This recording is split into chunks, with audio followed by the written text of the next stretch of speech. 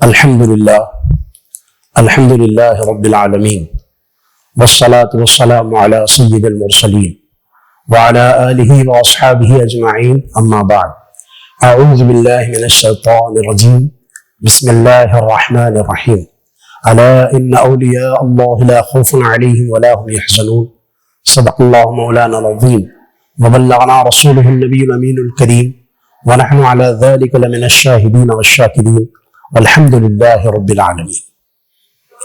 کچھ عرض کرنے سے قبل سرکار خواجہ خواجگاں ہند الولی عطا رسول حضرت خواجہ معین الدین حسن سنجیری اجمیری رضی اللہ تعالی عنہ کی شان مبارک میں چند اشعار پیش خدمت ہیں۔ یا خواجہ یہ کیسا جام پلایا ہے آپ نے، یا خواجہ یہ کیسا جام پلایا ہے آپ نے، ہند میں ہی مدینہ دکھایا ہے آپ نے، یا خواجہ یہ کیسا جام پلایا ہے آپ نے، ہند میں ہی مدینہ دکھایا ہے آپ نے، کرم کی آپ کی انتہا ہی نہ رہی، لاکھوں کو مسلمان بنایا ہے آپ نے، کرم کی انتہا ہی نہ رہی، لاکھوں کو مسلمان بنایا ہے آپ نے۔ بارگاہ رسالت والے رسالت میں ایک بار بآواز بلند و پاک کا نذرانہ عقیدت پیش فرمائیں۔ اللہم صلی علی سیدنا شفیعنا حبیبنا نبینا ومولانا محمد طب القلوب ودوائها وعافیت الابدان وشفائها ونور الابصار وضیائها وعلى آلک واصحابک دائما ابدا۔ نبی اور آل نبی کی بارگاہ بے کس پناہ میں اور ایک مرتبہ عقیدت کے ساتھ پیش فرمائیں۔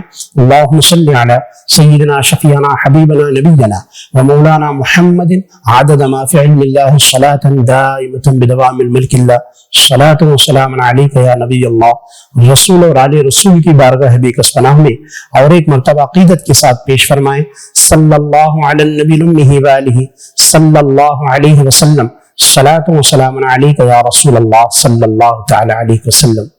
معزز و مکرم سامعین اکرام، آج ہم جو سرکار غریب نواز کی شان مقدسہ میں خراج عقیدت پیش کرنے کے لیے جمع ہوئے ہیں، اس لیے نہیں کہ ہم سرکار غریب نواز کا تعارف کروا رہے ہیں، سرکار غریب نواز کا تعارف ہم کیا کروائیں، بلکہ رب جلیل خود ان کی شان میں اللہ تعالیٰ نے، پروردگار نے، رب تبارک و تعالیٰ نے ان کی شان بیان کی ہے، اور اولیاء اکرام کی شان رب تبارک و تعالیٰ قرآن مقدسہ میں بیان فرما رہا ہے، اور قیامت تک یہ ان کی شان قرآن پاک میں باقی رہے گی۔ ہم تو صرف غلاموں میں نام لکھانے کے لیے سرکار غریب نواز کی جو ہے خراج عقیدت پیش کر رہے ہیں۔ آج کا یہ پروگرام حضرت سید مہدی میاں صاحب قبلہ کی زیر سرپرستی میں کیا جا رہا ہے، اور حضرت نور العین میاں صاحب قبلہ کی نگرانی میں یہ پروگرام ہو رہا ہے۔ اللہ کریم ان دونوں کی سرپرستی میں اس جو ہے کار خیر کو اپنی بارگاہ میں قبول فرمائے۔ معزز سامعین اکرام، میں نے جو آیت پڑھی ہے، رب تبارک و تعالی عظیم کتاب میں ارشاد فرما رہا ہے، الا ان اولیاء اللہ لا خوف علیہم ولا هم یحزنون۔ بے شک اللہ کے ولیوں کو نہ کوئی غم ہے اور نہ کوئی خوف۔ میرے معزز، پہلے ہم یہ سمجھتے ہیں کہ اللہ کے ولی کون ہے۔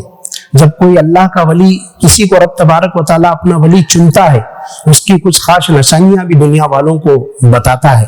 جب رب تبارک و تعالیٰ اپنی دوستی کے لیے کسی کو چنتا ہے تو ان کے لیے پاک بطون بھی، پاک بدن بھی متعین فرماتا ہے، جیسے کہ حضرت خواجہ خواجگاں حضرت خواجہ معین الدین حسن سنجیری رحمت اللہ علیہ کی والدہ مبارکہ ماہ نور رحمت اللہ علیہ، جن کا نام مقدسہ ہے، رب تبارک و تعالیٰ نے جب ان کو اپنی دوستی کے لیے چنا تو ایک ایسا پاک بدن جو حضرت ماہ نور رحمت اللہ علیہ کی جو ہے رب تبارک و تعالیٰ نے اسے متعین فرمایا، اور والد محترم حضرت سید غیاث الدین رحمت اللہ علیہ جو والد محترم ہیں، اللہ تعالیٰ نے ان کی پشت مبارکہ سے حضرت ماہ نور رحمت اللہ علیہ کے وطن مبارک میں یہ نور داخل فرمایا، اور جب حضرت غریب نواز دنیا میں تشریف لائے تو دنیا کے چپے چپے کو حضرت نے روشن فرمایا۔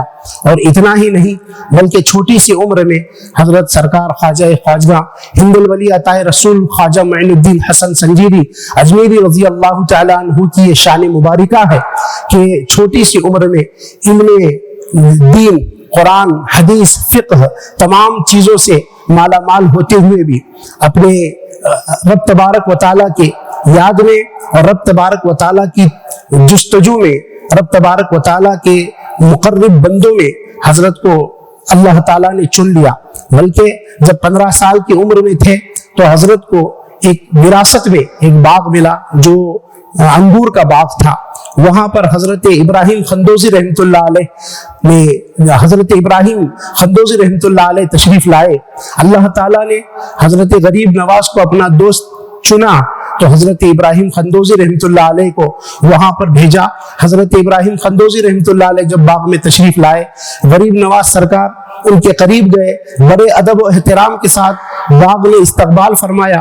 جب باغ میں آ کر تشریف فرما ہوئے، ابراہیم خندوزی رحمۃ اللہ علیہ بچپن کا عالم ہے، 15 سال کی عمر ہے، اور بڑے ادب و احترام کے ساتھ حضرت کی بارگاہ میں انگور پیش کیے۔ جب حضرت انگور کھاتے ہیں اور نگاہ کرم سے دیکھتے ہیں، یہ بچہ تو ادب کی دولت سے مالا مال ہے، یہ بچہ تو ادب کے سرمایہ سے مالا مال ہے، تو حضرت ابراہیم خندوزی رحمۃ اللہ علیہ نے اپنے منہ میں سے نکال کر، اپنے لقمے سے نکال کر حضرت غریب نواز کے منہ میں کچھ حصہ رکھنا تھا کہ دل کی دنیا بدل گئی۔ ایسی دل کی دنیا بدل گئی کہ حضرت غریب نواز لاکھوں کروڑوں کو ایمان کی دولت سے مالا مال فرماتے ہیں۔ یہ حضرت کا بچپن ہے، یہ صرف بچپن نہیں ہے بلکہ اللہ تعالیٰ رب العزت بتا رہا ہے، ہم کسی کو اپنی دوستی کے لیے چنتے ہیں، اس کے لیے اسباب بھی پیدا فرماتے ہیں۔ جب ہم کسی کو دوستی کے لیے چنتے ہیں تو ان کی ماں، ان کی والدہ ماہ نور رحمت اللہ علیہ ہوتی ہے۔ کسی کو اپنی دوستی کے لیے چنتے ہیں تو ان کے والد غیاث الدین رحمت اللہ علیہ جیسے ہوتے ہیں۔ جب ہم کسی کو اپنی دوستی کے لیے چنتے ہیں تو متعین کرتے ہیں۔ حضرت ابراہیم خندوزی رحمت اللہ علیہ کو بھیجا اور ادب کی دولت سے مالا مال فرما کر جب ان کا ادب سرکار ابراہیم خندوزی رحمۃ اللہ علیہ دیکھتے ہیں تو دعاؤں سے نوازتے ہیں۔ دعاؤں سے نوازنا تھا، سرکار غریب نواز کی دل کی دنیا بدل گئی، باغ کو صدقہ کر دیا، پورے باغ کو غریبوں میں تقسیم کر کے جو ہے آگے نکل گئے۔ بتانے کا مطلب یہ ہے کہ ادب بہت بڑی نعمت ہے۔ حضرت غریب نواز قیامت تک کے لوگوں کو بتا رہے ہیں جو چیز عبادت سے نہیں ملتی وہ ادب سے ضرور ملتی ہے، بلکہ ادب ہی ایک ایسی نعمت ہے جسے اللہ پسند کرتا ہے، ادب کی دولت سے مالا مال فرماتا ہے۔ دعائیں دی حضرت ابراہیم خندوزی رحمۃ اللہ علیہ نے، مولا اس بچے کو تو چن لے، میں بھی اسے پسند کرتا ہوں، تو بھی اسے پسند کر لے۔ اللہ تعالیٰ نے حضرت غریب نواز کو پسند کر لیا۔ اب ادب کیا ہے، دعا کیا ہے؟ کئی لوگ تو یہ کہتے ہیں کہ ادب سے کچھ بھی نہیں ہوتا، دعاؤں سے کچھ بھی نہیں ہوتا۔ میرے دوستوں اور بزرگوں، دعاؤں سے کیا ہوتا ہے؟ آپ دیکھیے قرآن اس کا شاہد ہے، قرآن گواہ ہے۔ جب سرکار سے کسی نے پوچھا کہ ذوالقرنین کون ہے تو اللہ تعالیٰ نے 16واں پارے میں حضرت ذوالقرنین کا واقعہ بیان فرمایا۔ یسألونک عن ذی القرنین، آپ دیکھ سکتے ہیں کہ حضرت ذوالقرنین پوری دنیا پر حکومت کرنے والے جب مکہ المکرمہ میں پہنچے، کسی نے بتایا کہ یہاں ایک نبی رہتے ہیں جن کا نام حضرت ابراہیم خلیل اللہ ہے۔ اتنا سننا تھا، حضرت ذوالقرنین اپنے گھوڑے سے اتر گئے۔ گھوڑے سے اتر کر ابھی شہر مکہ شروع نہیں ہوا، گھوڑے سے اتر گئے۔ غلاموں نے پوچھا، خداموں نے پوچھا کہ آپ گھوڑے سے اترے کیوں؟ جواب دیتے ہیں جس زمین پر کوئی اللہ کا نبی ہو وہاں پر گھوڑے پر نہیں جایا جاتا بلکہ پیدل جایا جاتا ہے۔ یہ ادب بڑا پسند آیا۔ جب حضرت ابراہیم علیہ نبینا علیہ السلام کی بارگاہ میں پہنچے، حضرت ابراہیم علیہ السلام سینے سے لگائے، ہاتھ اٹھا کر دعائیں دی، مولا ان کے ادب کو میں نے قبول کر لیا ہے، میری طرف سے تو انہیں تحفہ عطا فرما۔ اللہ تعالیٰ حضرت ابراہیم علیہ السلام کی دعا کو قبول فرما لیتا ہے۔ ادب کی وجہ سے اللہ تعالیٰ نے ایک ایسا آسمان کا ٹکڑا حضرت ذوالقرنین کو انعام عطا فرمایا کہ ان کے تمام جو ہے اضلاع یعنی جنگ کے جتنے سامان ہوتے تھے، حضرت ابراہیم علیہ السلام کی دعا کی وجہ سے وہ آسمان کا ٹکڑا ان کے سامان کو اٹھا کر جہاں چاہے وہاں لے جاتا تھا۔ یہ ادب ہی کی دولت تھی۔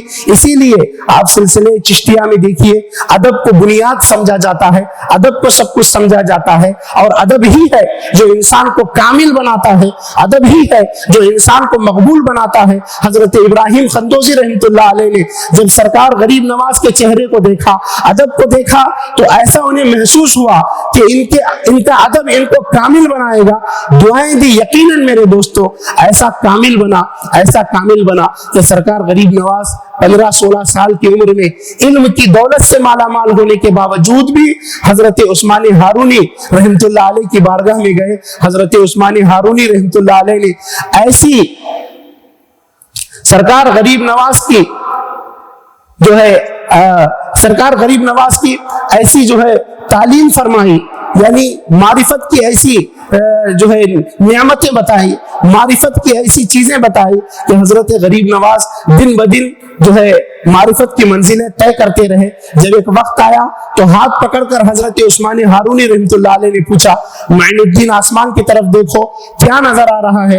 آسمان کی طرف دیکھتے ہیں، عرض کرتے ہیں حضور پہلا آسمان دکھ رہا ہے، دوسرا آسمان دکھ رہا ہے، تیسرا آسمان دکھ رہا ہے، چوتھا، پانچواں، چھٹا، ساتواں آسمان نظر آ رہا ہے۔ تو سرکار عثمان ہارونی رحمۃ اللہ علیہ پوچھتے ہیں معین الدین زمین کی طرف دیکھو کیا نظر آ رہا ہے؟ عرض کرتے ہیں حضور تحت الثری نظر آ رہا ہے۔ میرے دوستو، یہ صرف دکھانا نہیں تھا بلکہ بتانا تھا۔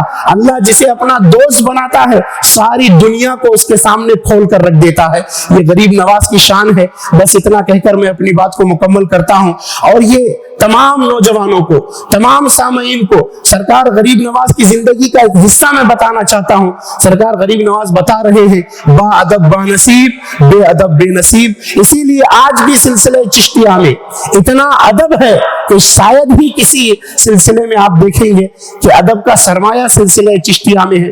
ہم دعا گو ہیں رب تبارک و تعالی ہمارے اس خراج عقیدت کو اپنی بارگاہ میں قبول فرمائے۔ جن کی سرپرستی میں یہ کام ہو رہا ہے رب تبارک و تعالی ان کی عمر میں برکت عطا فرمائے، اور ان کی علمی اور روحانی فیوز و برکات سے تمام عالم اسلام کو مالا مال کرے۔ السلام علیکم ورحمۃ اللہ وبرکاتہ۔